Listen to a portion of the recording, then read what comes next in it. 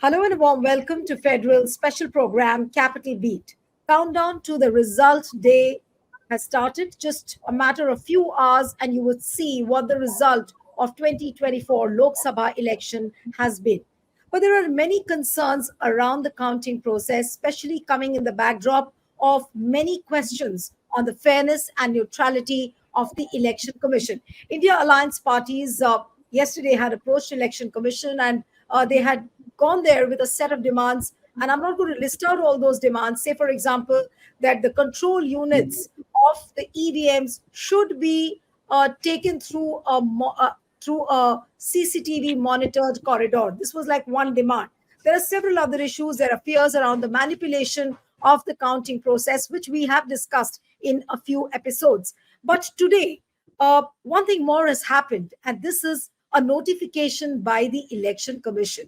And this notification is regarding the is for the candidates who want a verification of the if they suspect that there is a tampering of the EVM. And this notification says that every candidate will have to spend 40,000 per EVM along with an 18% GST, which costs around 7,500. And we'll calculate all of that. But the entire approach of the Election Commission so far, whether it is the violation of the Model Code of Conduct, whether it is the disclosure of the voter turnout data, whether it is the kind of argument which the lawyer of the Election Commission has been making inside the court, and now today's notification regarding the EVM tampering, that all shows that Election Commission doesn't believe, it seems, in any kind of transparency. Has it really closed its doors for any kind of verification? Though Rajiv Kumar did hold a press conference today and he said that, a certain kind of narrative is being spread by the opposition parties, but he seemed to be satisfied with the kind of job he has done. So we will try and discuss that what are the genuine concerns around the counting process. What does today's notification by the Election Commission really mean? I have a power-packed panel today where you can see on the screen former IPS officer Yashovardhan Azad with us. Thank you, sir, so much for joining. We have retired bureaucrat NG Devasahayam, who was the returning officer in the 1977 election. Thank you, Mr. Devasahayam. And we have Supreme Court lawyer Arun Agarwal, who was also the petitioner in the EVM and VVPAT case. Now, I'm going to begin with Mr. Devasahayam and then I'll come to Mr. Arun Agarwal. Mr. Devasahayam, as a retired bureaucrat and somebody who's been a returning officer, when you see the elections of 2024, what are your concerns around the counting process this year? No, I would not like to be called a bureaucrat. I would like to be rather called a former civil servant. Anyway, see, now, as I mentioned to you even yesterday, this election looks like a Russian election. This election doesn't look like an Indian election at all. Because I have been a returning officer, and since then, for the last 2 decades, I've been very closely watching the electoral scenario, interacting with the Election Commission. And some of the chief election commissioners are personal friends of mine. But this time around, in the last 4 or 5 years, what has been happening, and more so recently, after this gentleman who has become the chief election commissioner, they have converted the Indian election into a Russian type of election. Everything is secretive. The basic core principle of India's election is transparency, openness. Everything is known. Now, verifiability, cardinal principle of voting is the vote must be verifiable by the voter. Democracy principles. Cast as intended, recorded as cast, and counted as recorded. 3 cardinal principles which the sovereign, the voter should know. This was available in the paper ballot. They brought in the EVM. In late 90s, in the assembly election, I'll just give a summary so that people understand why we are anguished about the whole thing. Not why this Rajiv Kumar keep on complaining. Why we call it a Russian type election. The people must understand now. See, then late 90s, EVM was introduced throughout the country for assembly election. 2004, EVM was introduced for parliament election.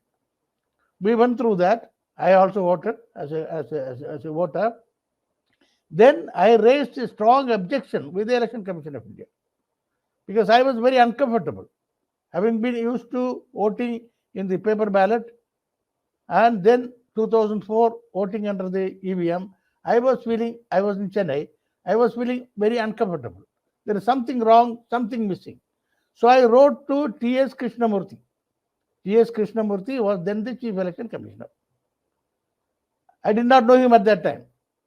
I wrote to him saying that these are my misgivings. And do you know, within 2 weeks, he wrote me a 3-page letter. I don't know whether he knew me, Mr. Devasahayam. Then he explained in great detail what are the salient aspects of the EVM and said, please don't have any misunderstanding. We have taken all the safeguards, all the precautions, everything. And so, since I am not a technical person, and T.S. Krishnamurthy has a certain reputation, I believed and said, all right, I don't want to pursue it any further. I did not pursue it. Then the election came in 2009. 2009, after the election was over, the BJP did not win. They felt very uncomfortable. I was not pursuing the case. But I was approached by certain people that, EVM is bad, this bad, that bad. And we discussed, started thing. That was the time the German Constitutional Court judgment came. Because people like us, though, of course, we have. Let me just complete it. No, Mr. Devasahayam. I'm just completing it. It is important. Then only the German Supreme Court judgment came because we are all, though we might have done election, we are not experts in the election. That is when it was clearly known that what is democracy principles, what are the basic things that must be in an election. So that's why I told you the democracy principles, the voters should know, and the German Supreme Court declared it unconstitutional because it did not comply with the democracy principles. Then matter came up here, it was taken up, and a solution was given as VVPAT. Qureshi was the Chief Election Commissioner. I said, yes, we will. Mr. Devasahayam, just allow me to interrupt you because all these facts are known. But my point is, if you can just list out 3 or 4 big concerns around tomorrow's counting process. So, because we have time is limited and we have to, put out a lot of things on the show. So if you could just list out 3, 4 very genuine concerns for tomorrow's counting process. Very important concerns are, in tomorrow's election, there will be zero verifiability. The basic principle, cardinal principle of election, voting will be absent tomorrow.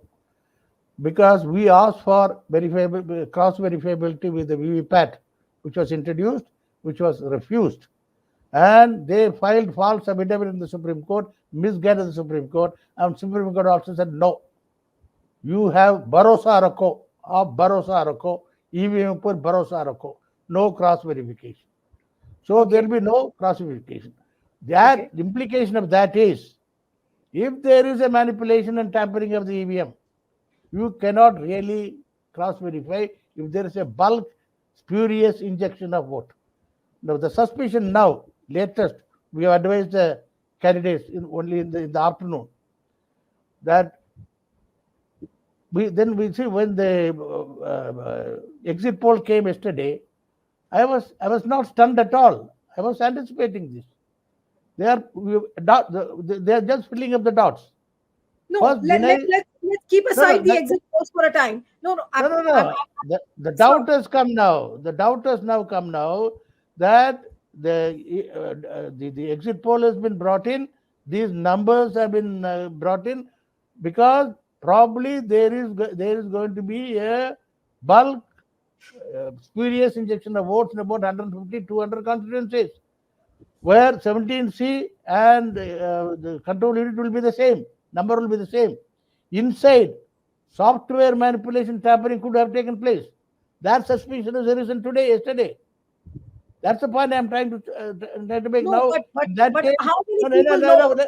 Devasahayam, just allow me to interrupt you. No, no, you made a point. You made a point. Just allow So me to what interrupt. Agarwal this thing comes in now. Agarwal's comes. I'm just completing. After that, you can see now the distant possibility of detecting that is by resorting to the Supreme Court judgment, asking for examination of the EVM, the VVPAT as well as the symbol loading unit. Now, as you yourself said, they made it 48 lakh rupees per per No, constituency, we'll right? come to Parliamentary that. function.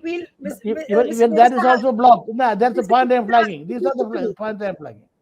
Yeah, Mr. These are the Devasahar. points I would like to flag. Yes.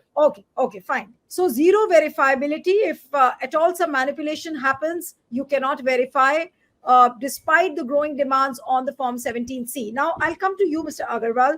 Uh, Now this notification, which has been issued by the Election Commission, which has not given any breakup of the cost, but very abruptly it has come out with a notification which it should have come out earlier, and that says that each elector will have to pay an amount of 40,000 per EVM plus GST. Now, what does this notification really mean? I want you to explain that, and then I'll come to Mr. Azad. Yes, Mr. Agarwal. This notification, the Supreme Court had ordered that the actual cost or stroke expense will be charged. So we were expecting, and a person will be entitled to verification of 5% of the total EVMs. So there is one EVM per booth. There are about 1930 booths or 2000 booths per constituency, which works out to about 95 to 100 booths or EVMs that a person is entitled to challenge. Now, what happens is that in some cases there are more than 16 or candidates, so you might be using two ballot units, one VVPAT, one central unit, and there might be two ballot units. So that constitutes one unit by itself. So if you challenge one unit, then it will cost you 47,200, which means that it is so prohibitive that nobody is going to challenge it. And if there is rigging, because there is no transparency, there is no end-to-end connectivity that we can verify, so we have to only rely on what they say. We don't see it, we don't know about it. So if you try and check the 5% that you are entitled to, it is going to be so prohibitive that you can't do it. And it has been done so deliberately, because suppose there is a manipulation of just selective 5%, and you are counting only 2% of the total VVPAT, which you are entitled under the present regime. That means the chances of getting caught is 0.01, which is 1 in 1,000. So anybody can take a chance. No, If you but get caught, Mr. Agarwal, then you you say use a word. Mr. Agarwal, you said that this has been done deliberately by the Election Commission. Now, why do you feel that yes. it's being done deliberately? Because this was No, a for the Supreme Court order, the notification has come out after a long delay. But why do you say that this looks like a deliberative process? Why do you say that it's prohibitive? Are you trying to say that the entire process is now so cumbersome that the electors probably will not get the EVMs verified? No, it is deliberate and prohibitive for two reasons. They said cost. So suppose I am in Bangalore and the person is going to come from ECI, which is also located in Bangalore. There is no airfare involved. All that he is entitled to is his TADA. That is his cost. Does the Electronic Corporation of India, the manufacturer, pay that particular engineer a salary of 12 lakhs so that it comes to a per day cost of 40,000? Plus, how many EVM does he verify in a day? How long does it take? All those costs have to be quantified separately, and then the actual expenses have to be calculated. I'll tell you something. When you are paying a counting officer who's supposed to count the votes, the ECI circular says that he is going to be paid 250 rupees. A supervising officer is going to be paid 350 rupees. Now, these are all there in their circulars. So here, just because it is an outside agency, it doesn't entitle them to fleece. If he is going to verify 10 EVMs in one day, and if his salary is a particular, say, 1.5 or 2 lakhs, then his per day, this thing is 6,000 rupees. Divided over all the EVMs, that suppose he does 6 in a day, then it comes to 1,000 plus his transport. That is his expense. Now, if you are going to hike it from 1,000 or say 2,000 or 3,000 per EVM, I'm talking about where no airfare is involved. Even if airfare is involved, if it is about 20,000 rupees and you split it over 100 EVMs, it comes to about 4,000 per EVM. So you have profiteered, or the PSU who is been asked to give a quote, it is profiteering and it is not working on actual cost basis. That itself is a contempt of the order of the court. Apart from their hidden agenda to prevent verification of large number of EVMs, because what happens? Suppose by chance one EVM is caught out to have been manipulated, it discredits the entire system. So the Election Commission's motive is to minimize its risk of getting caught. We are not, I mean, even the Supreme Court, when it says you verify it, it is based on a suspicion.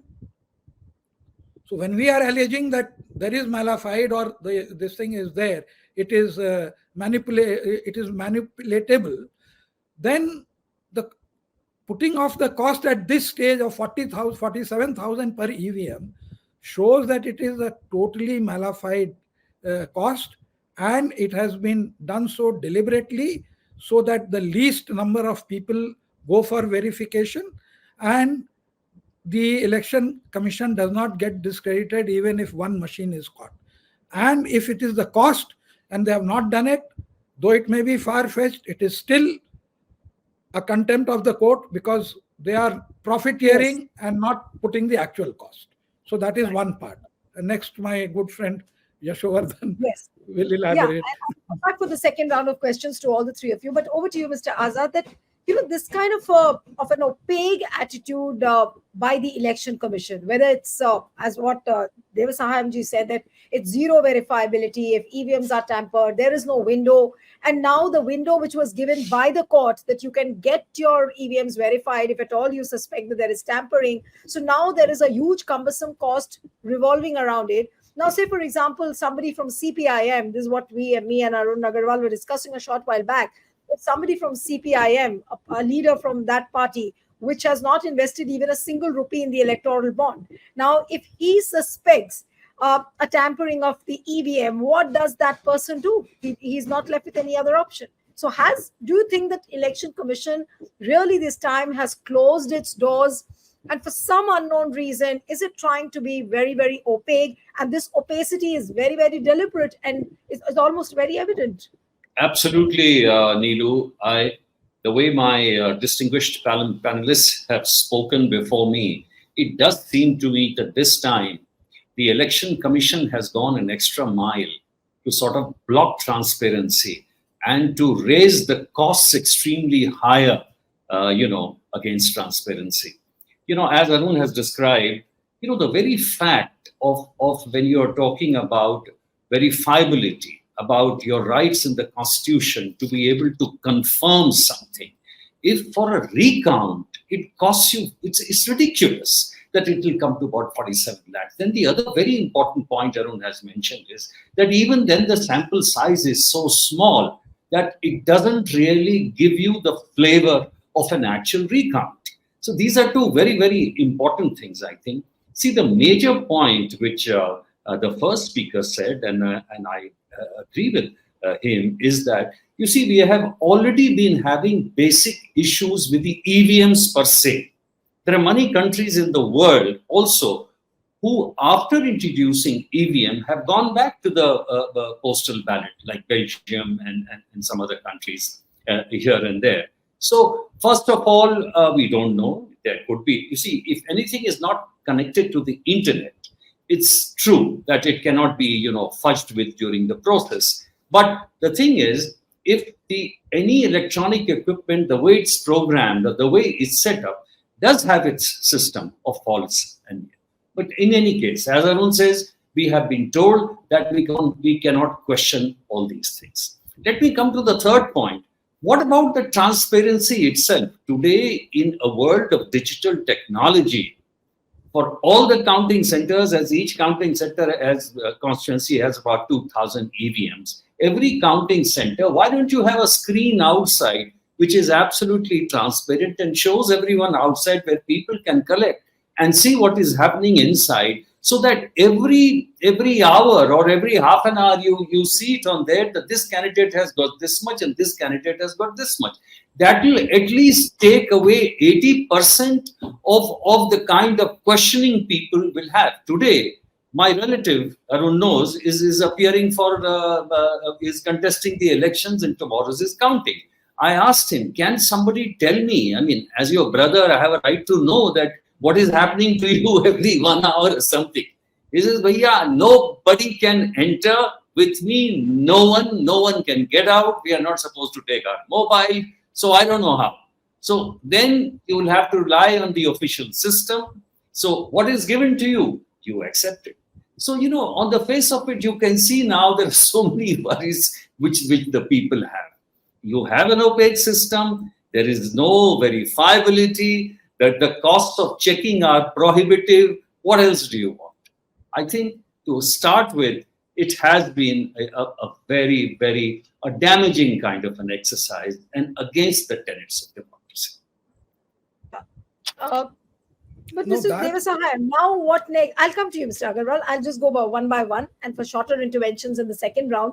Mr. Devasahayam, I'm coming to you now. Now that we know that everything is so opaque, there's no verifiability, and there is no scope, tomorrow also to raise this issue because the costs are so prohibitive.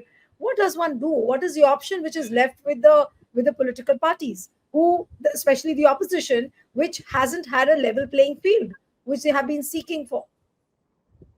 Now, what do the political parties do? What is the option they have now? You have to unmute. Mr. Devasahayam, unmute, please. Yeah. Yeah. The Election Commission has got certain SOP. They have manuals which clearly lays down the drill tomorrow, starting from 8 o'clock in the morning till the process is complete. It gives certain leverage to the people who will be present inside the counting hall, the candidate and his counting agents. So the drill is that there are 14 tables, and each table the counting agent is there and the counting officer is there, and there's a head table, returning officer is there. So first start with the ballot papers. Ballot papers has been creating mischief.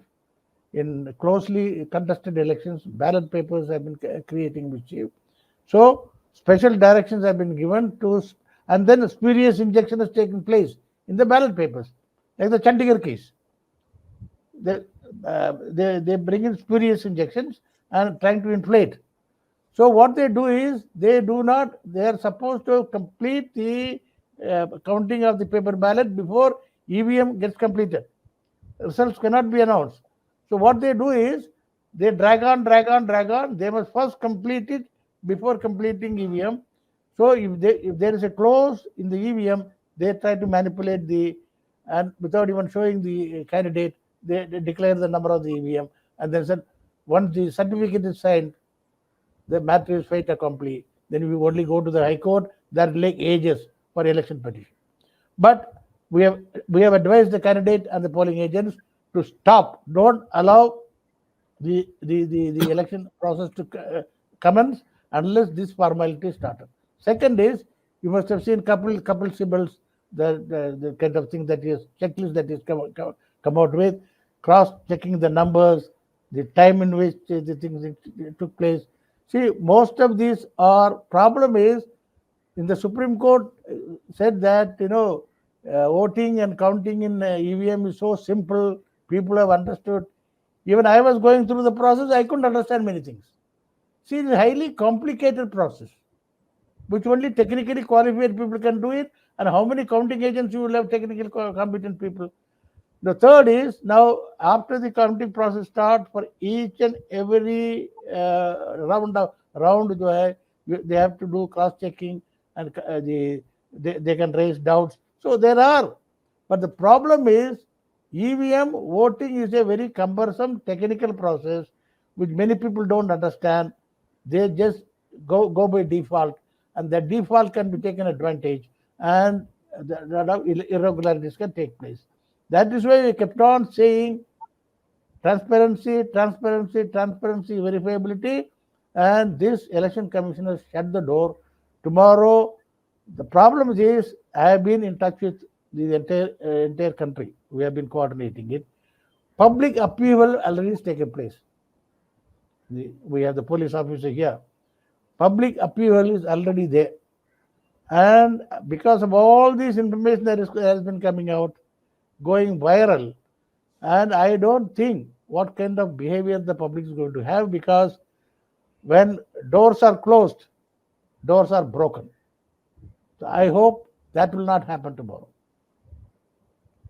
When the doors are closed, the doors can be broken. But Arun, now coming to you, uh, what really can we expect, and what are the options now when there are so many concerns and those concerns have not been addressed? It's very clear. And today, Rajiv Kumar held a press conference where he blamed the opposition. He blamed the civil society people that, there is a certain kind of narrative which has been peddled for the last 1.5 months, but they have done their work very, very genuinely and honestly. That's what he tried to say in the press conference. Now, what would you really say to that? No, all that is humbug. You see, this notification that they have issued on the testing of the EVM, it's not the counting of the votes. There, they give you 7 days you are allowed. So they count the day on which the result is declared. So suppose it was declared on the 1st, you should have been allowed from 2nd to the 8th. But they say no, from 1 to 7. Second thing, what they say is that if you challenge your election in the court, then you are not entitled to this facility. The court, then you have to get an order from the court. So the checking of the EVM and going to court becomes mutually exclusive events. You can't do both. So this is another restriction that they have So do you, placed. do you suspect, Arun, that this bit can be challenged? The verification process, once the results are out, do you think that this bit can be challenged? No, what can be challenged? You're saying? No, the verification part, which has been made so cumbersome now with a notification No. like this, can this be challenged now again in the court? Because this is coming against Yes, an order of the yes, Supreme yes. Court. You can first write to the Election Commission, which is called demand and refusal, and ask them that how have you calculated the cost? Please let me know within 2 days, because you have only 7 days to appeal.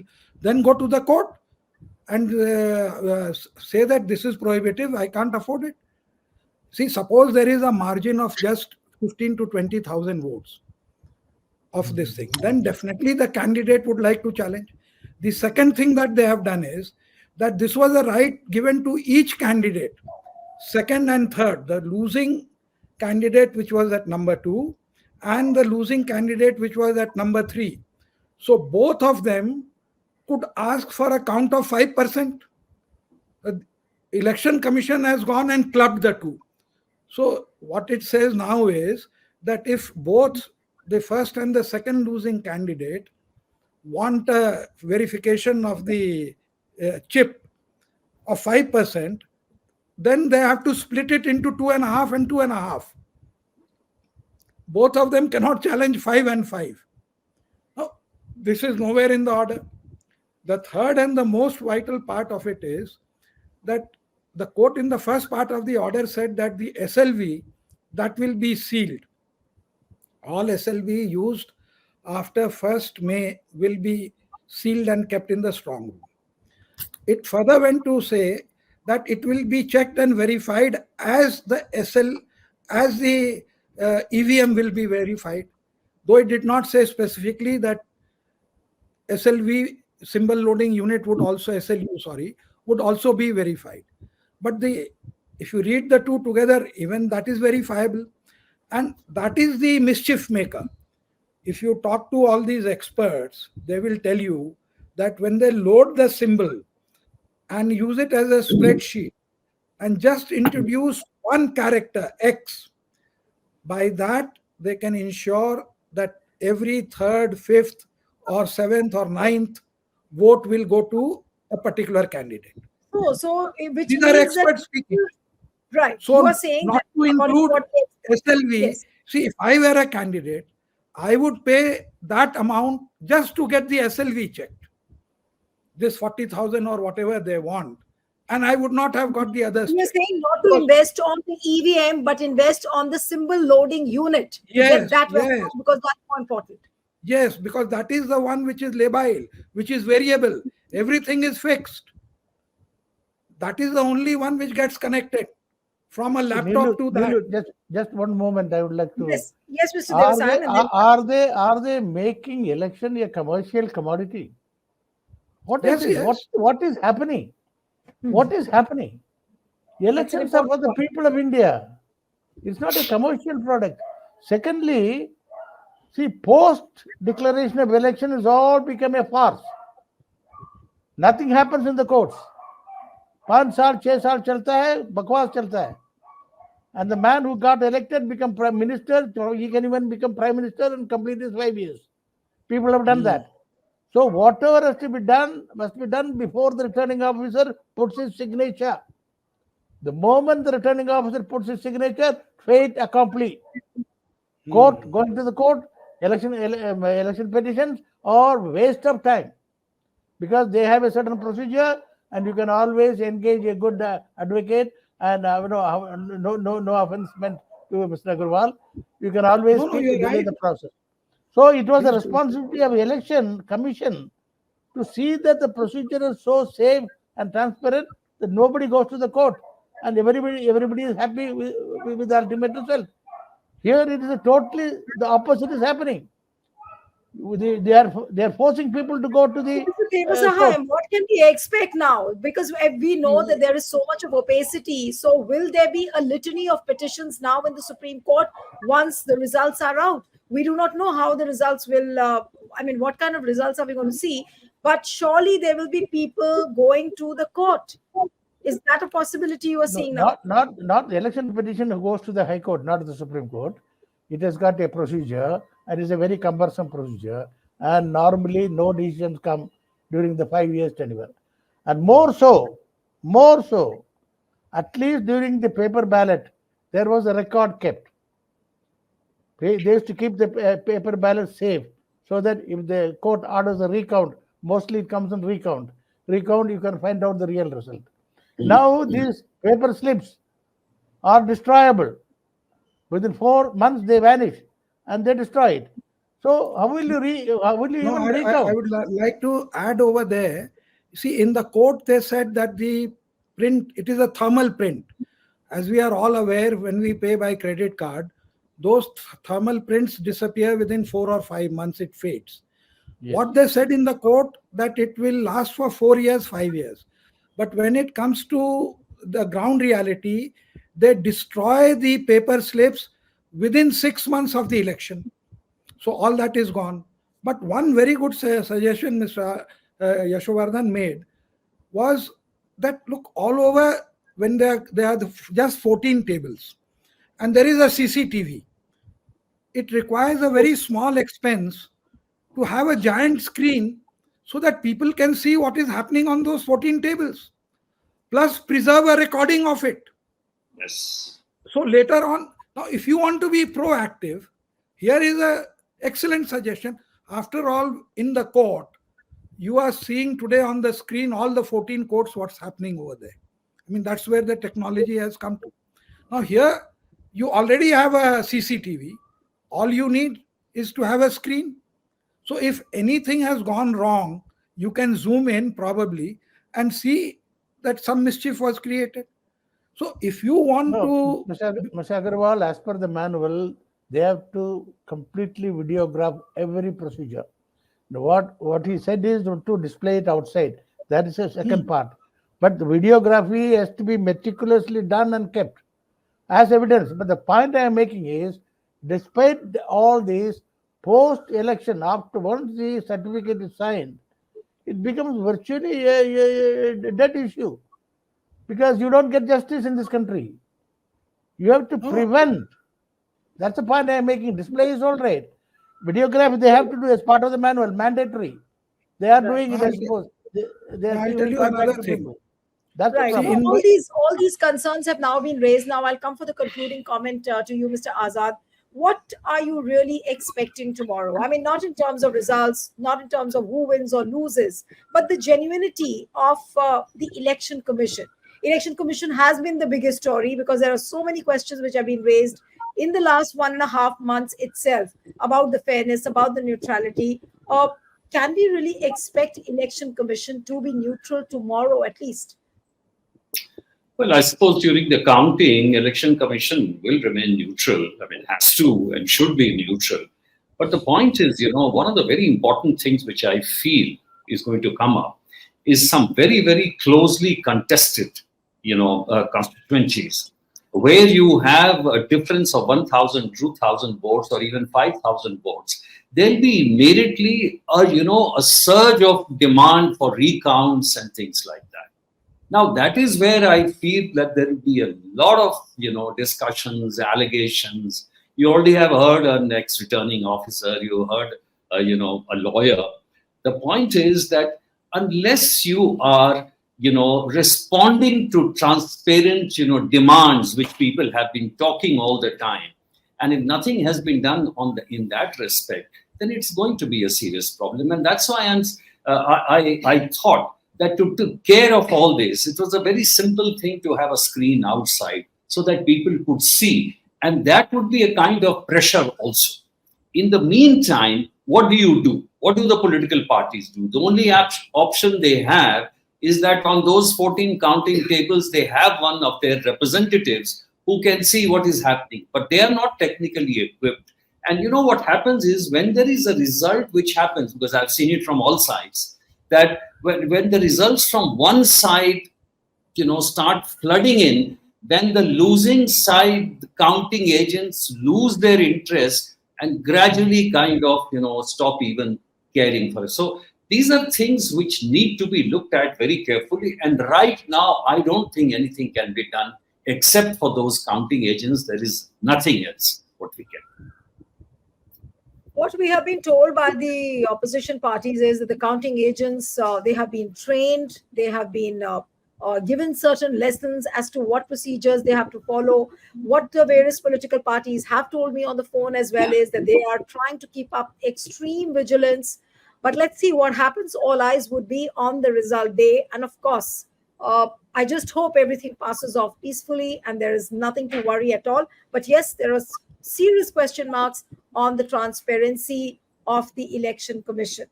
Thank you so much, Mr. Devasahayam, Arun Agarwal, Mr. Azad. It was wonderful having all of you on the program. And one appeal to the viewers who are watching this discussion: subscribe to our channel, send us your feedback, and stay tuned to The Federal.